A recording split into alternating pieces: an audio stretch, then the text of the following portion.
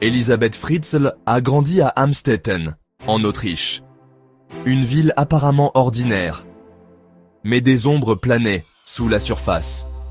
Sa vie de famille, loin d'être idyllique. Dominée par un père tyrannique, Joseph Fritzl. Il régnait d'une main de fer. La peur et l'obéissance. Ses outils. Elisabeth, une enfant silencieuse. Repliée sur elle-même. Pressentant peut-être l'obscurité qui habitait son père. Sa mère, soumise. Prise au piège de son propre cauchemar. Incapable de protéger sa fille. Les germes de la tragédie étaient semés, en attente de germer. Le 28 août 1984, un jour gravé dans l'infamie, Elisabeth, à peine 18 ans, attirée par son père à la cave. Il avait besoin d'aide, prétendait-il. Une simple demande, aux implications terrifiantes. Alors qu'elle pénétrait dans l'obscurité, la porte claqua. Une lourde porte en acier, spécialement conçue, insonorisée. Sa prison était complète, ses cris étouffés, sa peur palpable. Joseph Fritzl n'était plus un père, mais un monstre.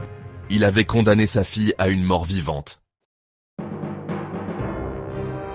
La cave, humide, sombre, suffocante. Une tombe en béton. C'est devenu le monde d'Elisabeth. Pendant 24 ans, les jours se transformaient en nuit, marqués seulement par le passage du temps et la dépravation de son ravisseur. Joseph Fritzl lui rendait visite régulièrement. Ses visites, une épreuve terrifiante, le viol et la violence, ses armes. Il a engendré 7 enfants avec sa propre fille. Une grotesque distorsion de la famille. Un enfant est mort en bas âge. Son petit corps, froidement éliminé par Joseph. L'acte ultime de cruauté. Joseph Fritzl, un maître manipulateur. Il contrôlait tous les aspects de la vie d'Elisabeth. Nourriture, eau, même l'information. Le monde extérieur, un rêve lointain. Il disait à Elisabeth que la fuite était impossible, que le monde l'avait oubliée, qu'elle était seule. Il jouait le rôle du sauveur, apportant nourriture et provisions. Une forme perverse de contrôle. Il la forçait à écrire des lettres. Preuve de vie pour sa femme, une cruelle mascarade. Pour maintenir sa façade de normalité. Section 5. La naissance de ses enfants. Une lueur d'espoir dans l'abîme. La naissance de ses enfants. Un mélange d'horreur et d'espoir. Chaque enfant, un témoignage de sa souffrance. Mais aussi, une lueur d'amour dans les ténèbres. Elle est devenue leur protectrice, leur enseignante, leur seul réconfort. Dans cette prison souterraine, ils lui ont donné une raison de vivre, de se battre, de survivre. Section 6. Résilience et mécanismes d'adaptation. La force d'une mère. Malgré les horreurs, Elisabeth n'a jamais abandonné. Son esprit, intact. Sa volonté, inflexible. Elle a trouvé la force dans la maternité. En protégeant ses enfants, elle a créé un semblant de normalité dans la cave. En établissant des routines. En instruisant ses enfants. En chantant des chansons. En racontant des histoires. Tout pour les protéger des ténèbres. Sa résilience était extraordinaire. Un témoignage de la capacité de l'esprit humain à endurer, même face à une cruauté inimaginable. Section 7. La maladie et le tournant. Un appel à l'aide. En 2008, le destin est intervenu. Kerstin, la fille aînée d'Elisabeth, est tombée gravement malade. Sa vie était en jeu. Elisabeth a supplié son ravisseur. Elle l'a supplié d'emmener Kerstin à l'hôpital.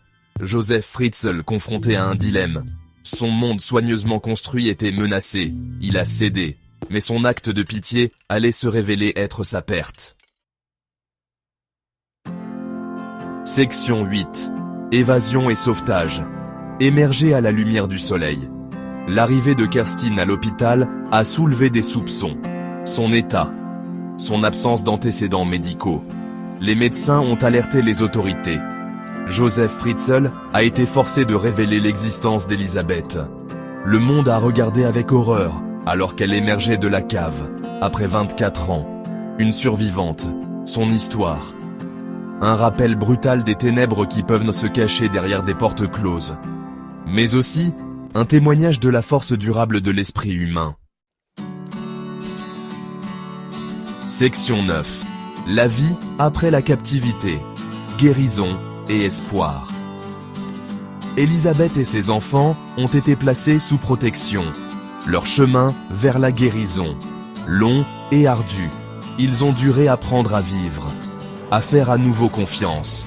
Leur histoire, un témoignage de la puissance de l'espoir, de la résilience, de la capacité de l'esprit humain à surmonter les pires circonstances. Elisabeth Fritzl, une survivante.